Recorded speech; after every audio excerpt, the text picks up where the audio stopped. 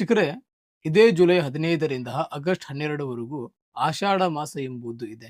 ಈ ಆಷಾಢ ಮಾಸದಲ್ಲಿ ಬರುವಂತಹ 4 ಶುಕ್ರವಾರ ನಾನು ಹೇಳುವಂತಹ ಪೂಜೆನ ನೀವೇನಾದರೂ ಮಾಡಿಕೊಂಡ್ರೆ, ನಿಮ್ಮ ಜೀವನದಲ್ಲಿರುವಂತಹ ಎಲ್ಲಾ ಕಷ್ಟಗಳು ದೂರ ಆಗಿ ನಿಮ್ಮ ಇಷ್ಟಾರ್ಥ ಪ್ರಾಪ್ತಿ ಎಂಬುದು ಆಗುತ್ತೆ. ಆ ಪೂಜೆಗಳು ಯಾವುದು? ಯಾವೆಲ್ಲ ರೀತಿಯಿಂದ ಮಾಡಬೇಕು? ಪ್ರತಿಯೊಂದು ಸಹ ನಿಮಗೆ ತಿಳಿಸಿಕೊಡ್ತೇನಂತೆ. ಈ ವಿಡಿಯೋಗೆ ಒಂದು ಲೈಕ್ ಅನ್ನ ಮಾಡಿ ಮತ್ತು ನಿಮ್ಮ ಹೆಸರನ್ನ ಕಮೆಂಟ್ ಮೂಲಕ ತಿಳಿಸಿ. ಪ್ರತಿ ಶುಕ್ರವಾರವೂ ಸಹ ಬೆಳಗ್ಗೆ ಬೇಗ ಎದ್ದು ತಣ್ಣೀರಿಂದ ಸ್ನಾನನ ಮಾಡಿ. ತಣ್ಣೀರಿಂದ ಸ್ನಾನನ ಮಾಡಿ ಶುದ್ಧವಾದಂಥ ಬಟ್ಟೆಯನ್ನು ಧರಿಸಿಕೊಂಡು ನಿಮ್ಮ ದೇವರ ಕೋಣೆಯನ್ನು ಸ್ವಚ್ಛಗೊಳಿಸಿ ಚಾಮುಂಡೇಶ್ವರಿಯ ವಿಗ್ರಹಕ್ಕೆ ಅಲಂಕಾರವನ್ನ ಮಾಡಿ ಮತ್ತು ಕುಂಕುಮ ಮತ್ತು ಅರಿಶಿಣವನ್ನ ಅರ್ಪಿಸಿ. ತಾಯಿ ಚಾಮುಂಡೇಶ್ವರಿಗೆ ತುಪ್ಪದ ದೀಪವನ್ನು ಹಚ್ಚಿ ಈ ಕೆಳಕಂಡ ಮಂತ್ರವನ್ನ 11 ಬಾರಿ ಹೇಳಿ.